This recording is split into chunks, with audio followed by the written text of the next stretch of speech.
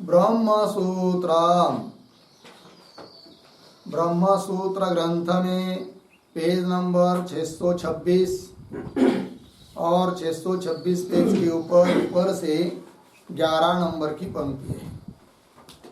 अथ पर्यायेण बृहत् शरीर प्रतिपत्तौ केचि जीवावयवाः उपगच्छन्ति तनु शरीर प्रतिपत्तौ च केचित् अपगच्छन्ति इति उच्येत तत्र अपि उच्यते। ठीक है, चलो भाई, तो बात यह चल रही है द्वितीय अध्याय द्वितीय पाद, और द्वितीय पाद का यह 6 नंबर का अधिकरण है, और इस अधिकरण का नाम है एकस्मिन् असंभवाधिकरणम। और इस अधिकरण की प्रवृत्ति इसलिए हुई है कि जैन मतों का निराकरण करने के लिए। तो जैनियों का क्या कहना है, उनका क्या सिद्धांत है, वो शुरू में बताया, फिर उसके बाद बहुत युक्तियों के द्वारा उनका निराकरण भी किया, और फिर आत्मा को मध्यम परिमाण मानना उचित नहीं है, ये सिद्धांतियों ने कह दिया उस पूर्व पक्षी को, जैनियों को। नहीं तो क्या होगा, वो आत्मा विकारी हो जाएगा, विनाशी हो जाएगा, मध्यम परिमाण मानेंगे तो, इत्यादि सब दोष दिए थे। अब और वो मध्यम परिमाण आत्मा का मानने के लिए कहता है अथ पर्यायण इत्यादि पंक्ति के द्वारा, फिर उसका निराकरण करने के लिए सूत्र आ रहा है। तो ये जो पंक्ति है देखिए, अथ पर्यायेण इत्यादि, तो उस अथ शब्द के पूर्व में एक वाक्य लिखते हैं अवतरण के रूप में,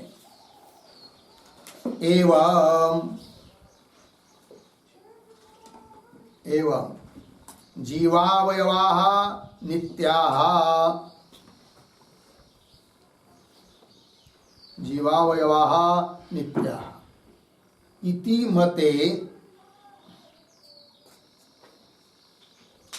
मते देहमानत्वं निरस्तम्, देहमानत्वं निरस्तम् अर्धविराम। सम्प्रति जीवस्य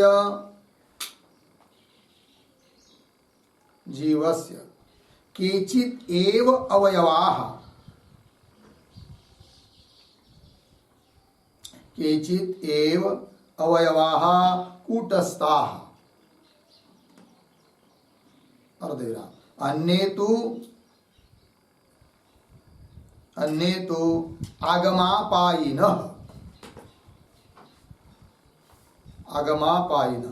इति शंकते अथ इति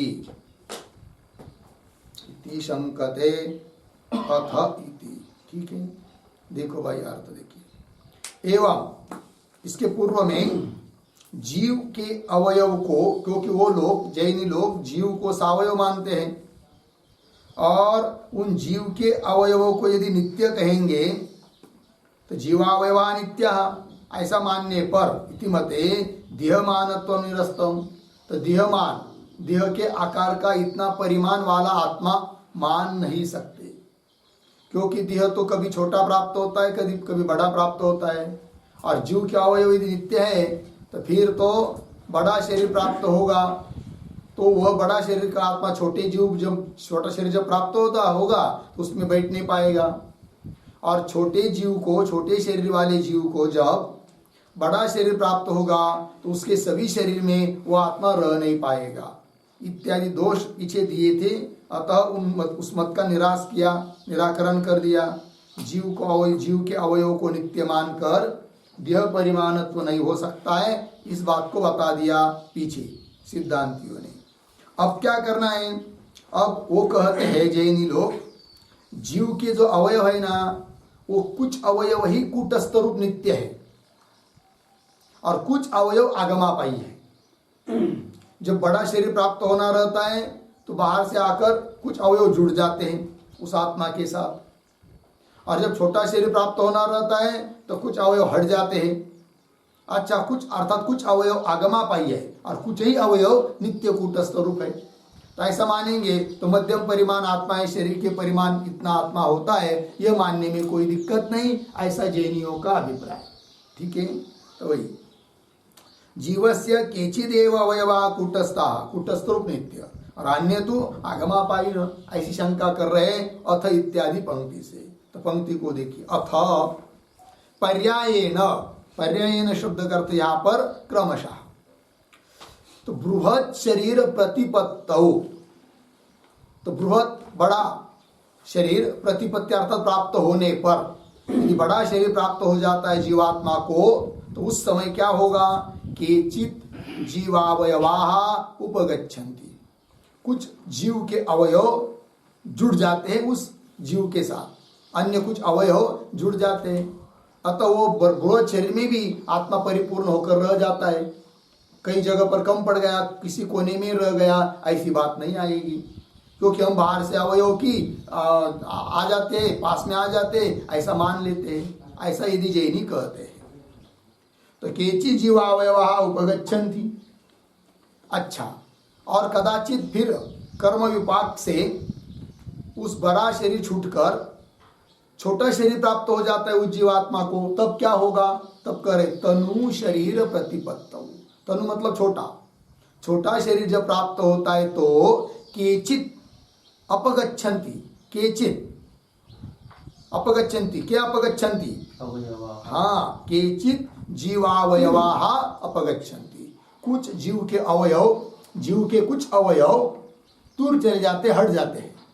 और कब, जब छोटा शरीर प्राप्त होना रहता है तब, और बड़ा शरीर प्राप्त होना रहेगा तो कुछ अवयव और जुड़ जाते हैं, तो काम बन जाएगा।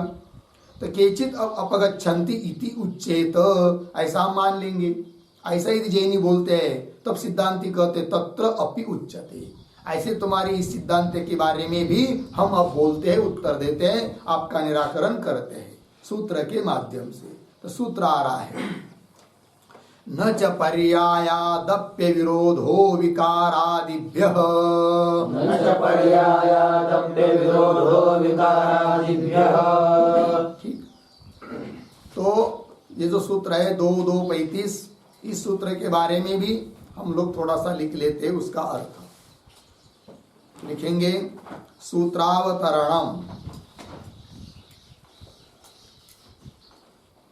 बराबर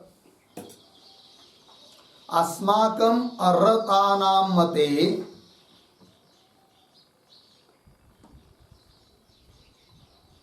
अस्माकं अर्हतानां मते जीवस्य देह परिमाणता अस्ति, देह परिमाणता अस्ति, पूर्ण विराम। यद्यपि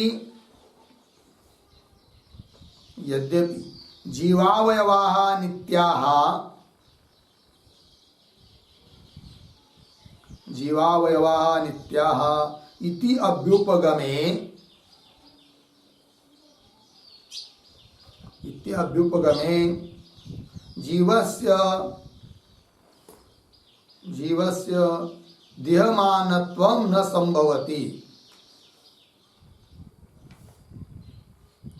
देहमानत्वं न संभवति इति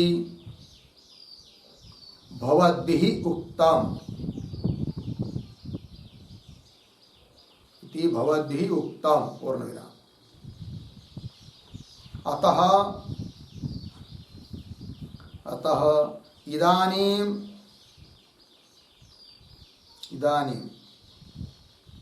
जीवस्य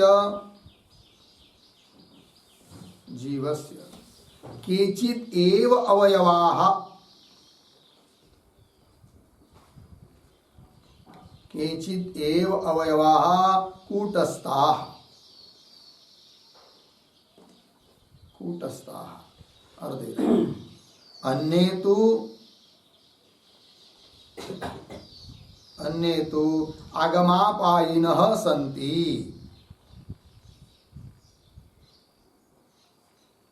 आगमापायिनः सन्ति अर्धविराम इति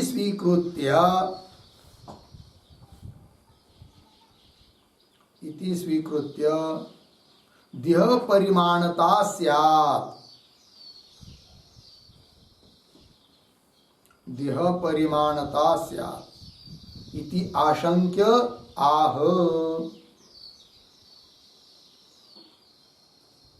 इति आशंक्य आह। फिर नीचे के पंक्ति में सूत्रम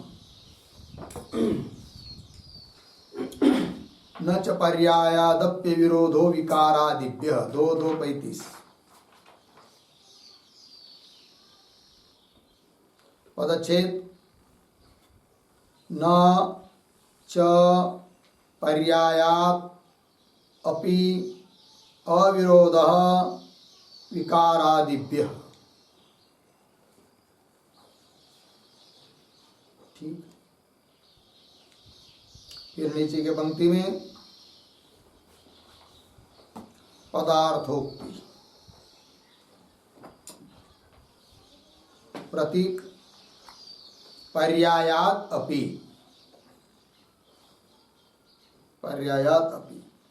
बराबर पर्यायेन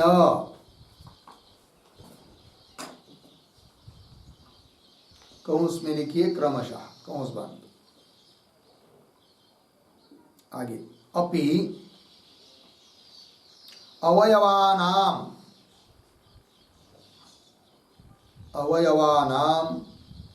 गमनागमनाभ्याम गमन आगमनाभ्याम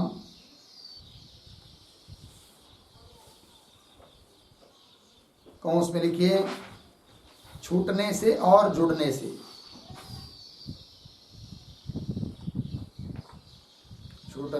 और जुड़ने से कौंस बंद आगे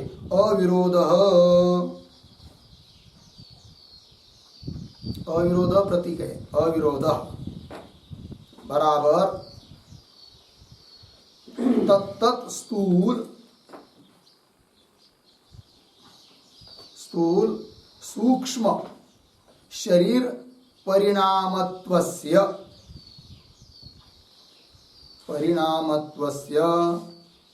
आत्मनि अविरोधः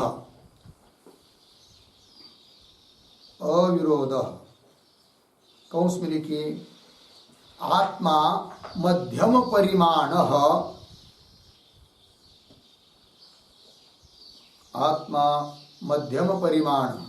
इति स्वीकारे न कश्चित् विरोधः भविष्यति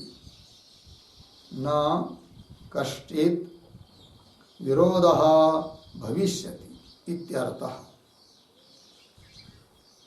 पूर्ण विराम कौंस बंद आगे पुनः दूसरे कौंस में लिखिए इति एवं पूर्व पक्षे प्राप्ते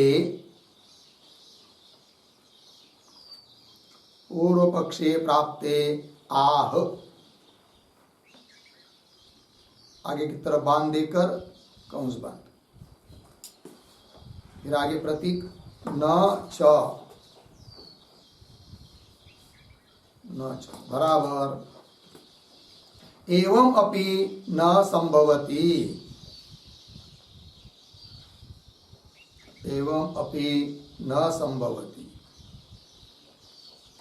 पूर्ण विराम कौंस में लिखिए कुतः प्रश्न चिन्ह कुतः आगे की तरफ बांध देकर कौंस बांध फिर प्रतीक विकारादिभ्यः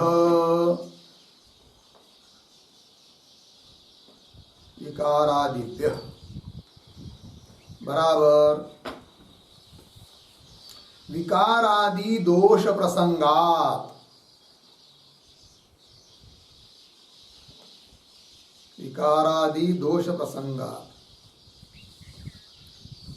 पूर्ण विराम आगे आत्मन सावयवत्वेन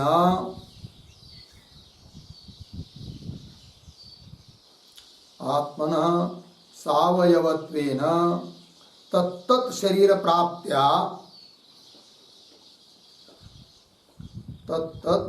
प्राप्त्या वृद्धिरासांगिकारे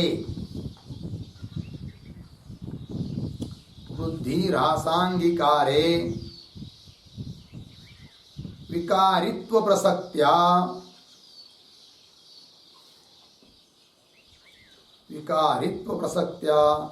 अनित्यत्वं भवति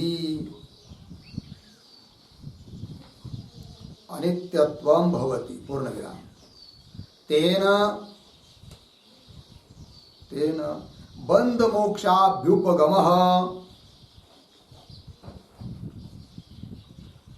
मोक्षाभ्युपगमः बाध्येत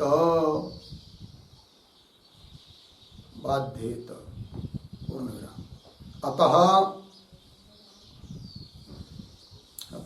आत्मनः देह परिमाणता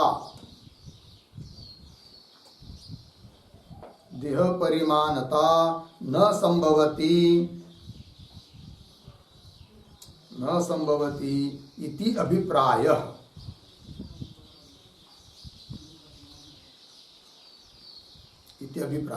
ठीक हो गया। देखो भाई अर्थ सूत्रावतरण में लिखा है कि अर्हत लोग क्या कहना चाहते, अस्माकम अर्हतानां मते, हम अर्हतों के मत में जीवस्य देह परिमाणता अस्ति, जीव कैसा है, देह परिमाण, देह के आकार के बराबर, बस ये हमारा सिद्धांत है। ऐसे अर्हत लोग बोलते हैं, जैनी लोग।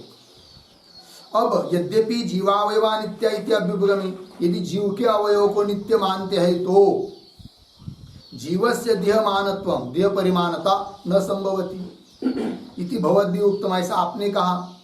ऐसे जैन लोग बोल रहे सिद्धांतियों को, ऐसा आपने कह दिया, हमारा खंडन कर दिया। अब हम थोड़ा सा बदल कर लेते हैं, जैनी बोलेंगे क्या बदल, तो वही करे। अतः इदानीं जीवस्य केचित् एव अवयवा कूटस्थाः, कुछ अवयव ही हम जीव के कूटस्थ रूप नित्य मानते हैं, जिनका नाश नहीं होता, और अन्य तो और कुछ अवयव ऐसे हैं कि आगमापायी न संति, आते जाते रहते प्रसंग के अनुसार, ऐसा हम कहेंगे। ऐसा यदि जैनी बोलते हैं इति स्वीकृत्य, ऐसा स्वीकार करने से फिर देह परिमाणता जीव के लिए हो जाएगी। जैसा जैसा शरीर प्राप्त होगा वैसे वैसे कभी अवयव आएंगे, कभी जाएंगे, कुछ अवयव नित्य हैं, ऐसा मान लेंगे तो देह परिमाणता मानने में कोई दिक्कत नहीं आएगी। ऐसा अभिप्राय है पूर्व पक्षी का। तो ऐसी शंका उसकी यदि होती है तो उसका निराकरण करने के लिए सूत्र आता है। तो सूत्र हुआ न च पर्यायादप्य विरोध विकारादिभ्य इत्यादि। अब पदार्थोक्ति में कह रहे हैं पर्यायात अपि, अर्थात पर्यायेन क्रमशः अपि, आना अवयव का आना जाना इस प्रकार से, अपि अवयवानां गमन आगमनाभ्याम, अवयव को छूट जाना, गमन मतलब चले जाना, छूट जाना, आगम मतलब जुड़ जाना, प्राप्त होना, इस प्रकार गमनागमनाभ्याम अविरोध, अर्थात तत्त स्थूल सूक्ष्म शरीर परिमाणत्वस्य, स्थूल शरीर और सूक्ष्म मतलब छोटा, सूक्ष्म मतलब सूक्ष्म शरीर नहीं लेना, स्थूल शरीर बड़ा शरीर और सूक्ष्म मतलब छोटा शरीर, बड़ा शरीर छोटा शरीर परिणामत्वस्य, परिमाण है कि नहीं, उसके माप के आकार बराबर, परिणामत्वस्य आत्मनि अविरोध, ऐसा मानने से आत्मा में कोई विरोध नहीं होगा। अर्थात आत्मा मध्यम परिमाण है, ये स्वीकार करने में कोई विरोध नहीं, न कष्टित विरोध भविष्यति इति। एवं इस प्रकार से पूर्व पक्ष यदि प्राप्त होता है तो सिद्धांति उत्तर दे रहे न च, ये ठीक नहीं है। कैसे? एवं अपि न संभवति, ऐसा भी अवयव का आना जाना मानना और उसको मानकर देह परिमाण मानना आत्मा का, ये कहना ठीक नहीं है, ऐसा सिद्धांति बोलना चाहते हैं। एवं अपि न संभवति, बोलेंगे कुतः, क्यों? वो ये तो दे रहे हैं विकारादिभ्य, तो विकारादि दोष प्रसंगात, यदि इस प्रकार से तुम आत्मा को मानोगे तो विकारादि दोष प्राप्त होंगे, है कि नहीं? वही कह रहे आत्मन सावयवत्वेन, क्योंकि आत्मा को आप तुम सावयव मान रहे हो, अवयव से युक्त, कुछ अवयव आते जाते हैं, तो सावयवत्वेन तत्त शरीर प्राप्त्या, उस शरीर की प्राप्ति हो जाने से वृद्धि रासांगिकारे, कभी तुम्हारा आत्मा बढ़ जाएगा, कभी छोटा बन जाएगा, ह्रास हो जाएगा उसका। ऐसा अंगीकार करने पर विकारित्व प्रसक्त्या, आत्मा विकारी है ये सिद्ध होगा, प्रसक्ति होगी, प्राप्ति होगी विकारित्व की। और यदि जो विकारी होता है वह अनित्य होता है, तब तुम्हारा आत्मा अनित्य सिद्ध होगा, ऐसा बोल रहे सिद्धांती। विकारित्व प्रसक्त्या अनित्यत्वम भवति तेन, और यदि आत्मा अनित्य है तो फिर उसके लिए कौन सा बंध और कौन सा मोक्ष, जो कि नष्ट ही होने वाला है, तो उसका विवाद हो जाएगा बंध मोक्ष का, ये बात। तेन बंध मोक्षाभ्युपगम बाध्येत, अतः इसलिए आत्मन देह परिमाणता न संभवती, इसलिए आत्मा देह परिमाण वाला है यह कहना उचित नहीं, न संभवती इति अभिप्राय हो गया। चलिए भाई, अब चलिए इस सूत्र के भाष्य पर। न च पर्यायेण अपि अवयव उपगम अपगमाभ्याम एतत् देह परिमाणत्वं जीवस्य अविरोधेन उपपादयितुं शक्यते। ठीक है जी, चलो थोड़ा सा अन्वय करते हैं, एक शब्द छोड़ के बाद।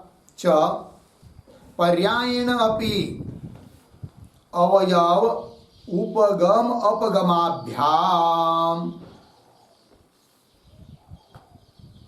दो शब्द छोड़कर आगे, जीवस्य पीछे एतद्य परिमाणत्वम, आगे अविरोधेन उपपादयितुम, फिर वाक्य के आरंभ में न आया है, न शक्यते। ठीक है, चलिए भाई, तो सूत्र के द्वारा ऊपर की शंका का निराकरण कर रहे, सूत्र के पदों का व्याख्यान करते हुए सूत्र के माध्यम से। तो भाष्यकार क्या लिख रहे हैं, च और पर्यायेन अपि अवयव उपगम अपगमाभ्याम, क्रमशः अवयवों का उपगम जुड़ जाना, अपगम हट जाना, इस माध्यम से भी जीवस्य एतद्य परिमाणत्व, जीव के लिए अमुक देह का परिमाण है अर्थात देह परिमाण वाला जीव है, इस बात को अविरोधेन उपपादयितुम न शक्यते, विरोध रहित पूर्वक उपपादन नहीं कर सकते।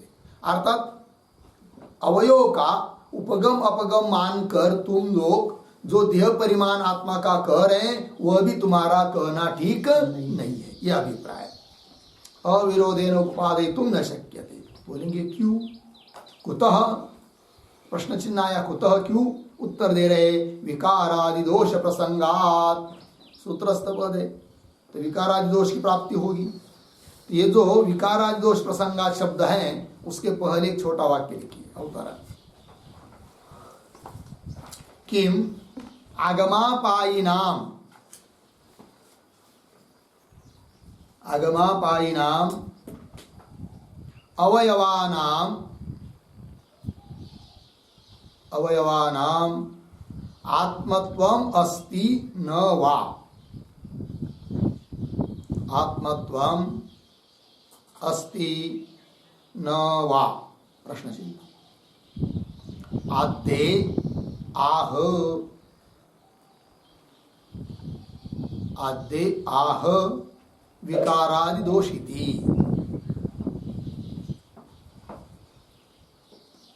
आद्ये आह विकारादि दोषिति। ठीक है, देखो भैया, तो उनको पूछेंगे जैनियों को, किम क्या, आगमापायी नाम अवयवानाम, आने जाने वाले जो अवयव है उन अवयवों में आत्मत्व है या नहीं, ये प्रश्न।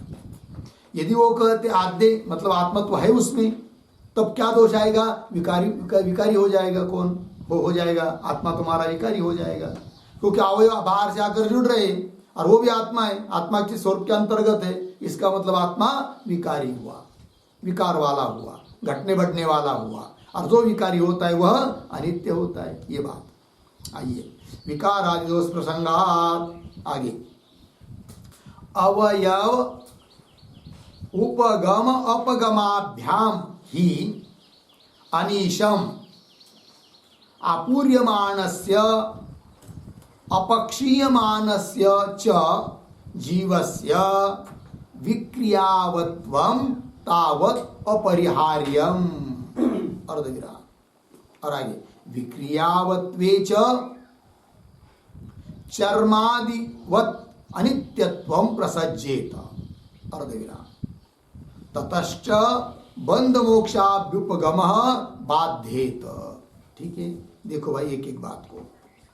तो अवयव उपगम अपगमाभ्याम, ठीक है ना, अवयवों का आना और जाना, जुड़ना हट जाना इत्यादि के माध्यम से यदि तुम आत्मा को ऐसा मानते हो, कैसा, अनिशम, अनिशम का अर्थ होता है सर्वदा, हमेशा, आत्मा घटता बढ़ता रहता है, तो सर्वदा आपूर्यमानस्य अपक्षीयमानस्य च जीवस्य, जीवस्य का विशेषण है, तो सदा हमेशा पूर्ण, अपूर्यमान मतलब पूर्ण, और अपक्षय मतलब अपक्षय जितना कम होना, तो पूर्ण और अपक्षय होते हुए जीव का, जीव में क्या, जीव का विक्रियावत्वम तावत अपरिहार्यम, तो जीव का विकारवत्व अपरिहार्य होगा, अर्थात जीव में विक्रियावत्व, विकार को प्राप्त होना, क्रिया वाला होना, ये सब दोष आएगा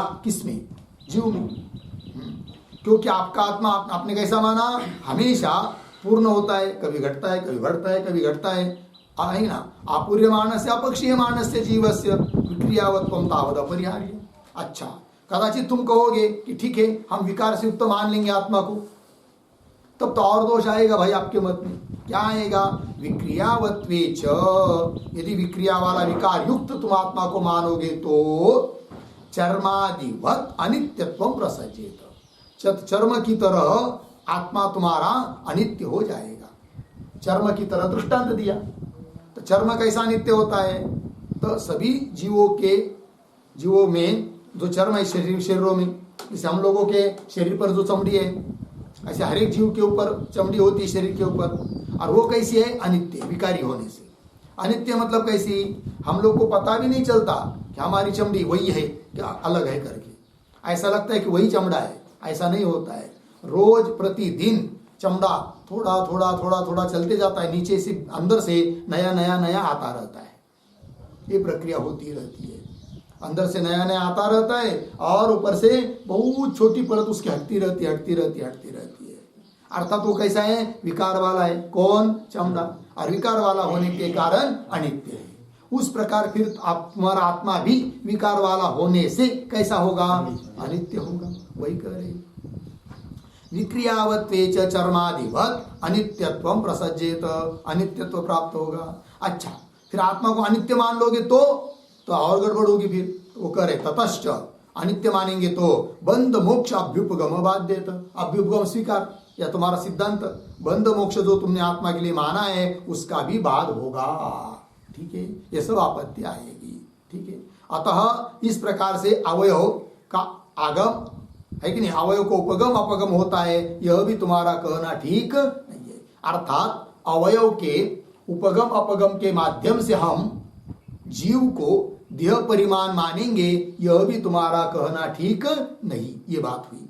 आगे चलिए, कर्माष्टक परिवेष्टितस्य जीवस्य आलाभुवत् संसार सागरे निमग्नस्य बंधनोच्छेदात् ऊर्ध्वगामित्वं भवति इति। ठीक है, ये जो पंक्ति है कर्म इत्यादि, उसके पर एक छोटा वाक्य लिखते हैं उदाहरण, कह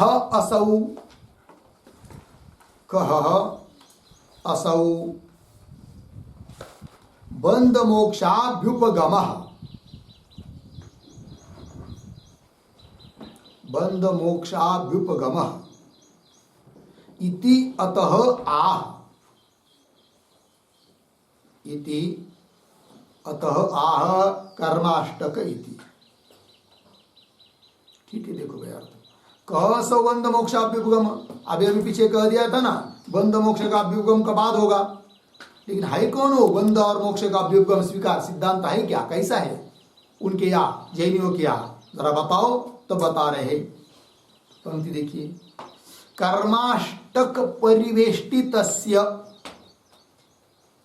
अन्वय देखिए, कर्माष्टक परिवेष्टितस्य, उसके बाद दो शब्द छोड़कर आगे, संसार सागरे निमग्नस्य, फिर पीछे आइए, जीवस्य आलाभुवत्, फिर आगे, बंधन उच्छेदात् ऊर्ध्वगामित्वं भवति इति, हो गया अन्वय, हो गया अर्थ। देखिए भाई, और ये जो अंतिम में आया ना भवति इति, उसके आगे शेष समझना है, पीछे से अनुवृत्ति लानी है, भवति इति, इति के बाद क्या पद आएंगे, बाध्येत। इस प्रकार का तुम्हारा जो बंध मोक्ष का स्वीकार सिद्धांत है उसका भी क्या होगा, बाद होगा। तो क्या है वो बंध मोक्ष उनके यहाँ, कर्माष्टक परिवेष्टित जीव से, जीव के विशेषण दो, तो 8 कर्मों के द्वारा परिवेष्टित माना है उन्होंने, किसको, जीव को। और इसका वर्णन पीछे हो चुका है, कर्मों के 8 भेद इनके यहाँ जैनियों के यहाँ, मुख्य 2 भेद, कौन कौन, जीव अजीव, नहीं वो तो हुआ जीव अजीव का भेद, कर्म के 2 भेद मुख्य, कुल मिलाकर 8 प्रकार का कर्म, किंतु सबसे पहले कर्म के भेद 2, कौन कौन, घाती कर्म अघाती कर्म, फिर उसके 4 भेद, घाती के 4 भेद अघाती के 4 भेद, तो कुल मिलाकर 8 प्रकार का कर्म। और उस 8 प्रकार के कर्मों से जो वेष्टित है वो बंधन में है कि नहीं, ऐसा उन्होंने माना है। और उसका बंधन जैसा जैसा छूट जाता है वैसा वैसा मुक्त होते जाता है, ऊपर ऊपर चला जाता है वो जीव, ऐसा उनका सिद्धांत मोक्ष है, माना है उन्होंने। तो वही कह रहे फिर, तो कर्माष्टक परिवेष्टितस्य, है कि नहीं, इसका व्याख्यान पीछे ब्रह्मसूत्र 2.2.33 पर हो चुका है, कर्माष्टक का 8 कर्मों का। तो कर्माष्टक परिवेष्टितस्य, और कैसा है भाई जीव, संसार सागरे निमग्नस्य, संसार सागर में निमग्न है कौन, जीव, तो वो बंधन में है। फिर वही जीव बंधन से छूटता है तो मोक्ष को प्राप्त होता है। किसकी तरह दृष्टांत दिया, आलाबुवत। आलाबु, आलाबु क्या है जी, तुम्बी या लौकी, देखा है कभी, भोपड़ा, वो भी 2 प्रकार की होती है ना वो लौकी, वो तो खाने वाली होती है एक, और एक अलग से होती है वो कड़वी कड़वी होती है, उसको लोग तोड़ के लाते हैं, कुछ दिन घर में रखते हैं, और वैसी वैसी ला कर यदि पानी में छोड़ेंगे तो डूब जाएगी, और कुछ दिन घर में रखेंगे या पानी में कहीं भी रहेगी तो उसका जो अंदर का जो माल है वो सूख जाता है, तो हल्की हो जाती है, तो वो पानी में डूबती नहीं है। तो जैसा उसके अंदर का माल वो समाप्त होता जाएगा, वैसी वैसी वो ऊपर ऊपर ऊपर ऊपर आएगी और पानी के ऊपर रहेगी। भोपड़ा डूबता नहीं है पानी में, ठीक है, तो ये होता है। तो उस प्रकार जीव है, जब कर्म 8 कर्मों से वेष्टित है तो बंधन में, संसार सागर में निमग्न है, और फिर तपश्चर्या करेंगे, तप्तशिला पर बैठेंगे, केशों का क्या लुंचन करेंगे, एक एक केस उखाड़ कर ये करेंगे, तो उनके यहाँ इस प्रकार की बहुत सारी तपश्चर्या होती है। उससे क्या होता है, फिर उस 8 कर्मों से और पापों से जीव क्या होता है, छूटते जाता है कि नहीं। उस जीव के अवयव में दड़ दड़ ऐसा भर भर के बैठा है कौन, ये सब विकार, पाप आदि, कर्म आदि। और जब इस प्रकार की तपश्चर्या करेंगे तो उस जीव के अवयव में जो ये कर्म पाप वगैरह बैठे हुए हैं ना, वह सब नष्ट होते जाएंगे। और जैसे जैसा पाप हटता जाएगा, कर्म हटते जाएंगे, वैसा वैसा जीव हल्का होता जाएगा, और हल्का होता जाएगा तो इस लौकिक आकाश से ऊपर एक अलौकिक आकाश है, उसमें जाएगा, और ऊपर की ओर जाता रहेगा। वही उसका क्या है, मोक्ष है, ऐसा उनका कहना। तो वही दिया है, आलाभुवत। आलाभु कहते हैं लौकी या तुम्बी, ऐसा कोई चीज। आलाभुवत, बंधन उच्छेदात, जब बंधन का उच्छेद हो जाता है तब ऊर्ध्वगामित्व, यही उसका मोक्ष। तो ऊर्ध्वगामित्व भवति इति बाध्येत, ये भी बाधित हो जाएगा, ऐसा सिद्धांती बोल रहे हैं उस जैनियों को। ठीक है, ये बात तो खंडन कर दिया। और खंडन कर रहे किंच अन्यत इत्यादि पंक्ति से, किंतु किंच के पूर्व में एक छोटा वाक्य लिखते हैं उत्तरण, विकारादिभ्यः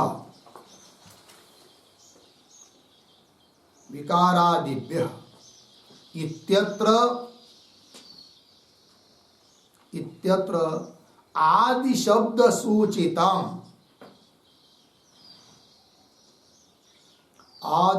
सूचितम अर्थम आह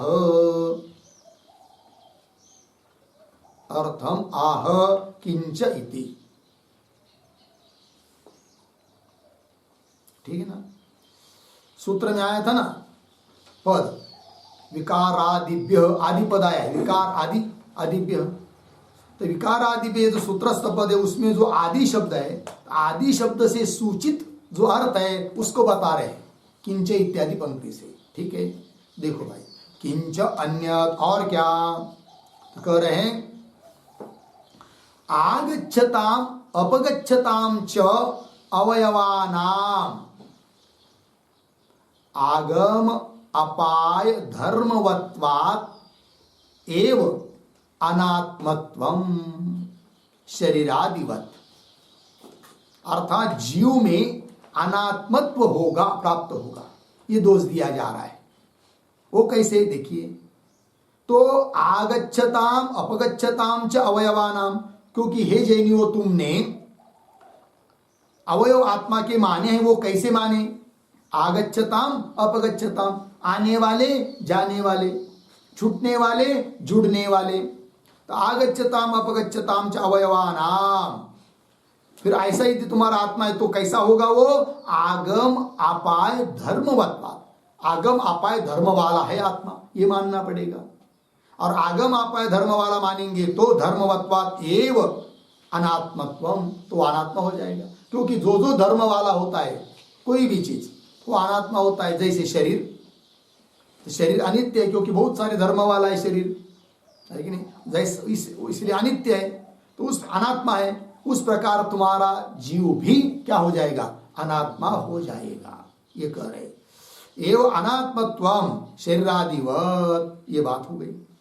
इसलिए इस प्रकार तुम मत मानो, ये सिद्धांतियों का अभिप्राय। आगे चलिए, तो क्या होगा और दोष, कह रहे ततः च अवस्थित कश्चित अवयव आत्मा इति न च सह निरूपयितुम शक्यते अयम असौ इति।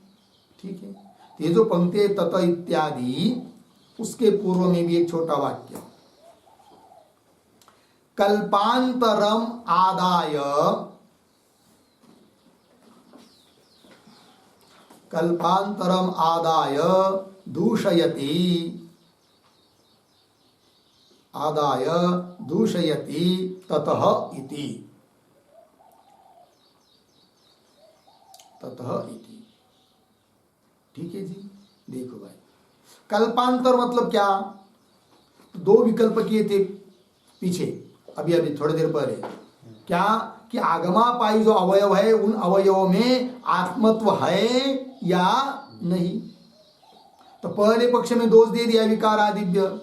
अब कल्पांतर, यदि उसमें आत्मत्व नहीं मानेंगे उन अवयवों में, तब क्या होगा, वो दोष दे रहे, तो अनात्मत्व प्राप्त होगा, ये सब दोष वही करे। ततः च अवस्थित कश्चित अवयव आत्मा इति, अवस्थित मतलब निश्चित अवयव वाला कोई आत्मा है, इति, इति के बाद कैसे पढ़ेंगे, आत्मा इति, उसके बाद थोड़ा आगे जाकर अंतिम में अयम असौ इति, दो तीन शब्द आगे जाकर है ना, अयम असौ इति, फिर पीछे सह निरूपयितु, उसके पूर्व में न च, आगे शक्यते,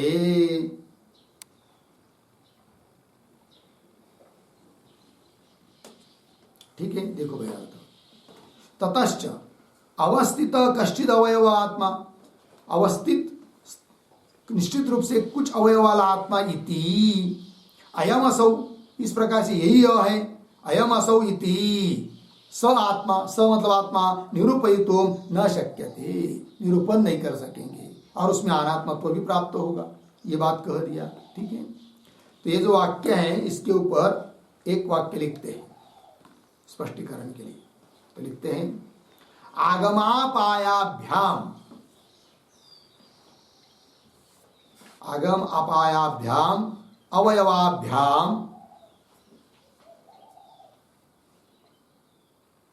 अवयवाभ्याम अवशिष्ट कूटस्थ अवयवस्य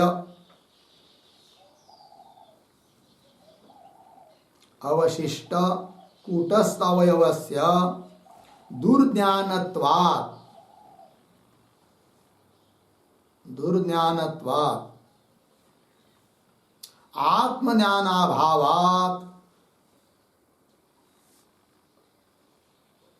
आत्मज्ञानाभावात् न मुक्तिः इत्यर्थः।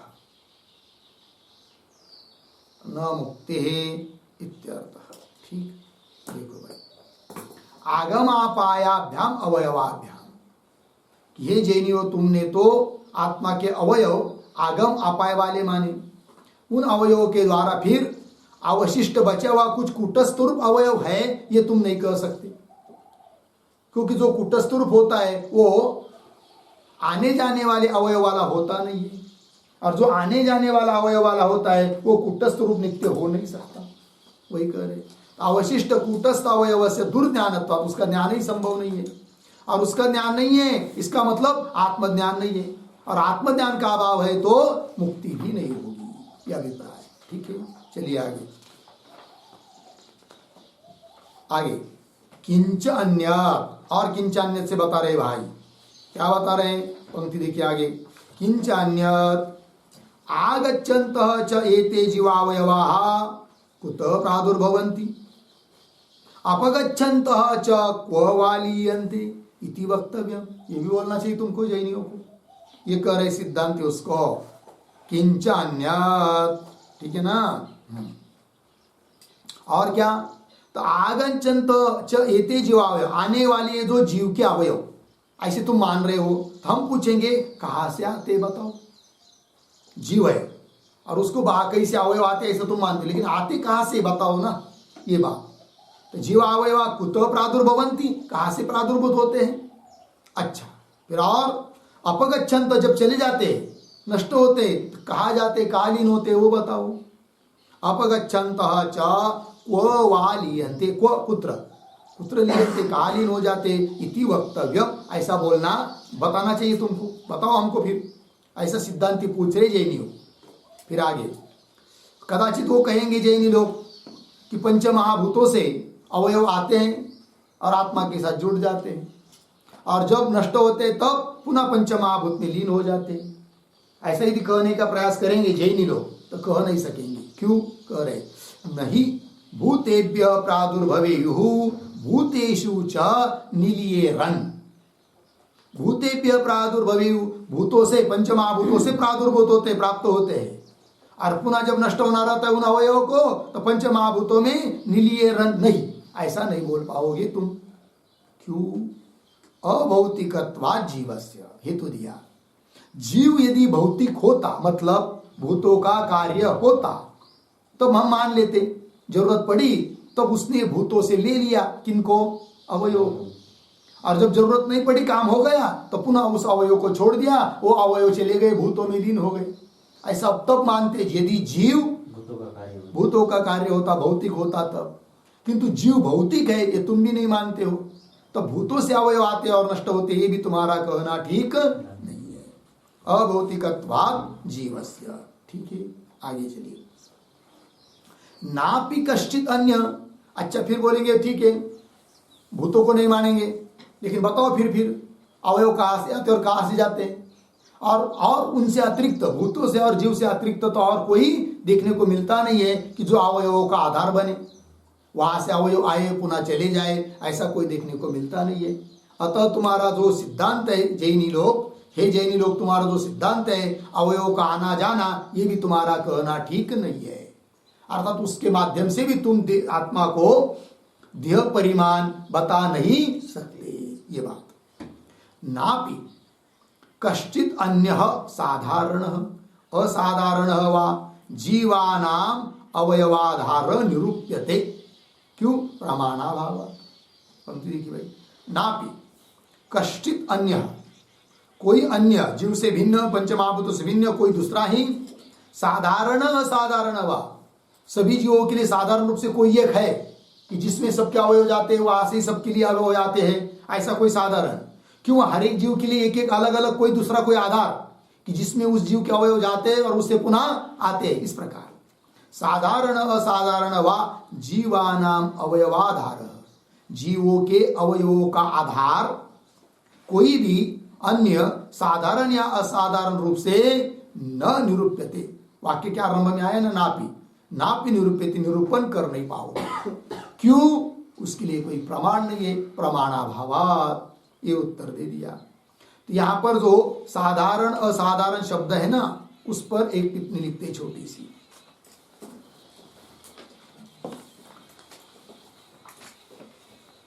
साधारण बराबर, साधारण बराबर सर्वजीव साधारण, सर्वजीव साधारण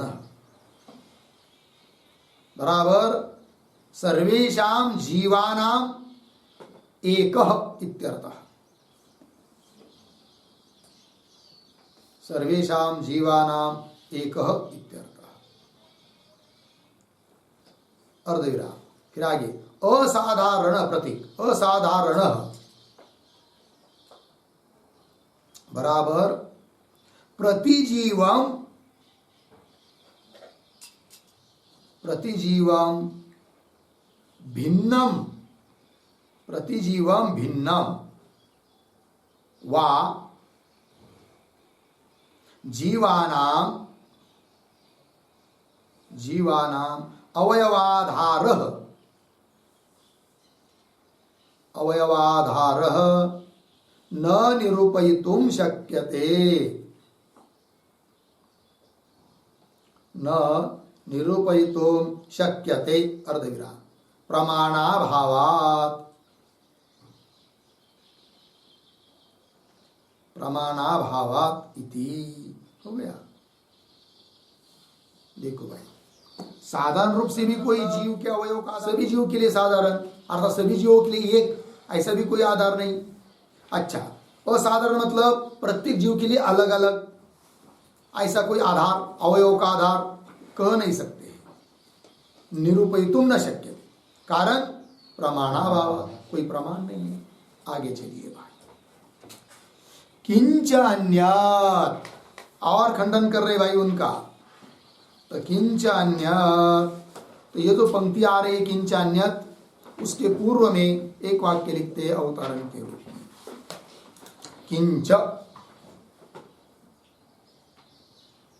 आत्मनः,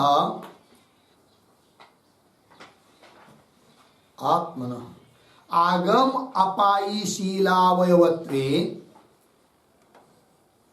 आगम अपायीशील अवयवत्वे, अवयवत्वे सति, सति कियन्तः अवयवः आयान्ति, कियन्तः अवयवाः आयान्ति। अर्धविराम, कियन्तः अपयान्ति, कियन्तः अपयान्ति इति अज्ञानात्, इति अज्ञानात् आत्मनिश्चयाभावात्, आत्मनिश्चयाभावात् अनिर्मोक्षः स्यात्, अनिर्मोक्षः स्यात् इति आह किंच इति, इति आह किंच इति। ठीक है, देखो भाई अर्थ, किंच आत्मनः आगम अपायीशीलावयवत्वे, आत्मा आगम अपाई, आने जाने वाले अवयव के स्वभाव वाला मानेंगे तो, अर्ध इस प्रकार के धर्म वाला मानेंगे तो, फिर बताना पड़ेगा कियंत अवयवायंती, कितने अवयव आते हैं, कियंत अपयांती, कितने अवयव चले जाते हैं, कुछ मालूम नहीं तुमको। इत्याज्ञानात्, ये सभी बातों का अज्ञान होने से आत्मनिश्चयाभावात्, आत्मा का निश्चय ही तुम नहीं कर सकते किस प्रकार का आत्मा यहाँ करके, अर्थ आत्मज्ञान ही नहीं होगा, तब तो अनिर्मोक्ष स्यात्, मोक्ष भी नहीं होगा। इस बात को बता रहे किंच इत्यादि पंक्ति से। देखो भाई, किंचान्य अनवधृत स्वरूप च एवं सती आत्मा स्यात्, थोड़ा अन्वय, किंचान्यत दो शब्द छोड़कर आगे, एवं सती आत्मा पीछे, अनवधृत स्वरूप स्यात्, स्यात् अंतिम में अर्थ देखो भाई, किंचान्यत और क्या, एवं सती, ऐसा यदि तुम मानोगे कि आत्मा के लिए अवयव आते हैं जाते हैं, किंतु कितने आते हैं कितने जाते हैं कुछ भी तुमको पता नहीं, तो एवं सती आत्मा कैसा होगा फिर, अनवधृत स्वरूप, दो शब्द, अवधृत स्वरूप अनवधृत स्वरूप। अवधृत स्वरूप कहते हैं किसको, जिसका स्वरूप निश्चय रूप से निश्चित है, इदम इत्थम, और अनवधृत मतलब जिसके स्वरूप के बारे में कोई निश्चय नहीं है। अनवधृत स्वरूप स्यात्, ऐसा होगा तुम्हारा आत्मा, तो उसका ज्ञान ही तुमको नहीं है, फिर अनिर्मोक्ष आएगा। ये सब बात आगे चलिए। आगच्छताम अपगच्छताम च अवयवानाम अनियत परिमाणत्वात्, हेतु दिया उसी बात को सिद्ध करने के लिए। आगच्छताम अपगच्छताम च, आने जाने वाले अवयव है तुम्हारे आत्मा के, अवयवानाम क्या होगा फिर, अनियत परिमाणत्व, अनियत परिमाण वाला होगा तुम्हारा आत्मा, नियत परिमाण उसका नहीं रहेगा, लेकिन अर्थात विकारी है, नाशवान हो जाएगा, ये सब बात आती रहेगी। ठीक है, आगे, अतः एवमादि दोष प्रसंगात् न पर्यायेन अपि अवयव उपगम अपगमाउ आत्मनः आश्रयितुम शक्यते। लग गया जी। तो ये जो पंक्ति है अतः एवं इत्यादि, तो अतः के पूर्व में एक छोटा वाक्य अवतरण, आत्मनः, आत्मनः देह परिमाणत्वम, देह परिमाणत्वम सावयवत्वम च, सावयवत्वम च न संभवति, न संभवति इति उपसंवरति, इति उपसंवरते अतः इति। ठीक है, देखो भाई, तो आत्मा देह परिमाण वाला और सावयव ये मानना संभव नहीं, उचित नहीं है। इस बात का उपसंहार कर रहे अब सिद्धांती अतः इत्यादि पंक्ति से। तो पंक्ति देखिए भाई, अतः एवं आदि दोष प्रसंगात, इत्यादि दोष की प्राप्ति होने से क्या, न पर्यायेन अपि अवयव उपगम अपगमौ आत्मनः, पर्यायेन अपि आत्मनः अवयव उपगम अपगमौ आश्रयितुम शक्यते, है कि नहीं, न कान्वय शक्यते के साथ, न शक्यते। ठीक है, इसलिए इस प्रकार के दोष आने से पर्याय से भी, क्रम से भी क्या, आत्मा के लिए अवयव का उपगम और अपगम होता है, इस प्रकार का आश्रय करना, बताना शक्य नहीं, कहना ठीक नहीं है, ये बात कह रहे हैं। तो यहाँ पर एक शब्द आया है इस पंक्ति में, एवमादि दोष प्रसंगात्, तो कौन कौन दोष बताए गए या आ जाते हैं, तो उसके लिए थोड़ी नहीं टिप्पणी लिखते हैं। तो देखो भाई,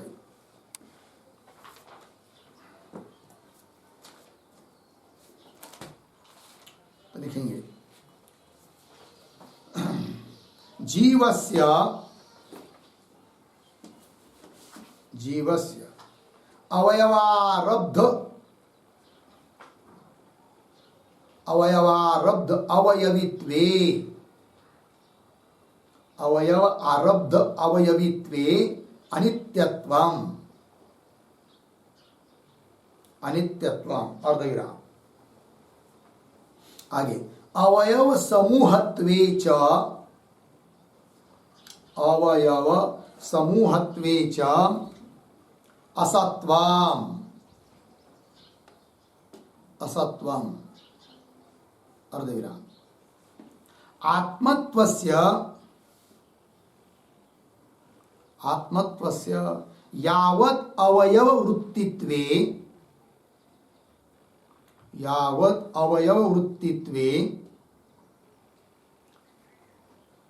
वृत्तित्वे यत्किंचित अवयवापाये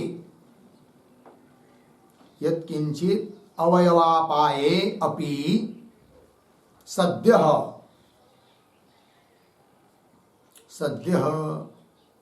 शरीरस्य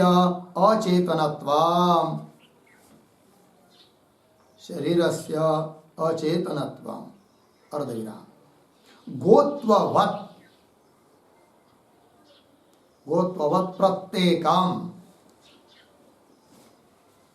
प्रत्येकम कौंस में लिखिए प्रत्येक अवयव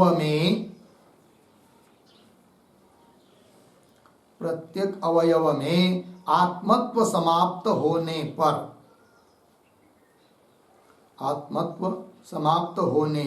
कौंस बान आगे समाप्त अर्धविराम एकस्मिन् शरीरे आत्मनानात्वं स्यात् पूर्णविराम इत्यादयः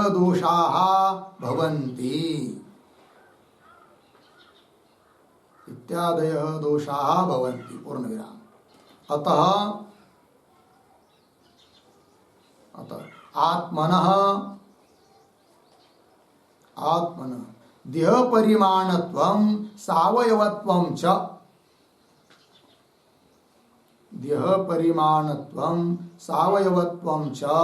न संभवति इत्यर्थः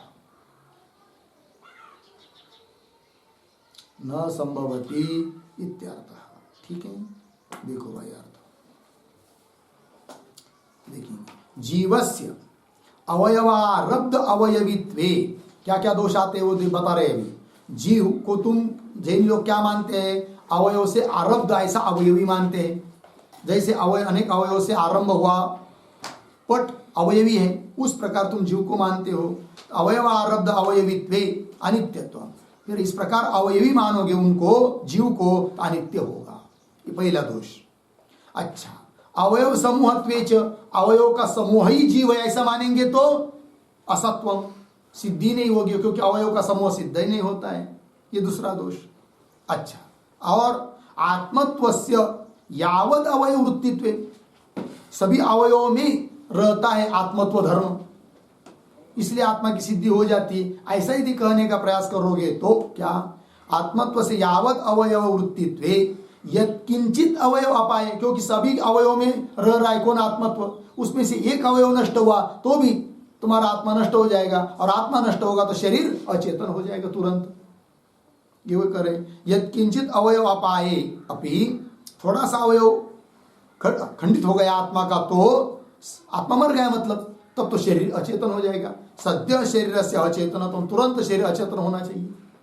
अच्छा और कहेंगे क्या कि गोत्व जैसे सभी अवयव में समाप्त है परिपूर्ण है एक एक अवयव में गोत्व है कि नहीं उस प्रकार गोत्ववत् प्रत्येकम समाप्त हो मतलब प्रत्येक अवयव में आत्मत्व पूर्ण है। अतः एखादा अवयव नष्ट भी हुआ जैसे गाय का पैर टूट गया इसका मतलब गोत्व चला जाता है ऐसी बात है क्या नहीं।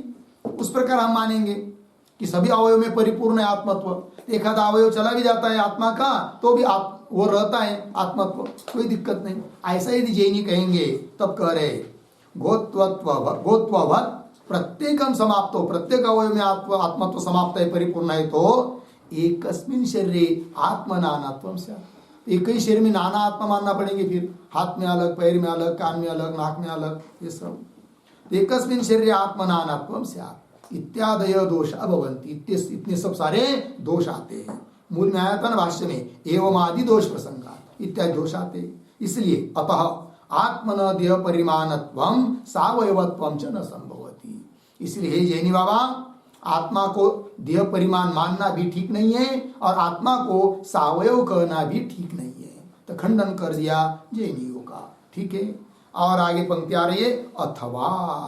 तो अथवा इत्यादि पंक्ति से अब जो जिस सूत्र का भाष्य अभी तक किया उसी सूत्र को थोड़े और तरीके से दूसरा अर्थ कर रहे सूत्र का। एक अर्थ कर दिया, अब दूसरा अर्थ कर रहे अथवा इत्यादि पंक्ति से, किंतु उसका विचार हम लोग कल करेंगे। ओम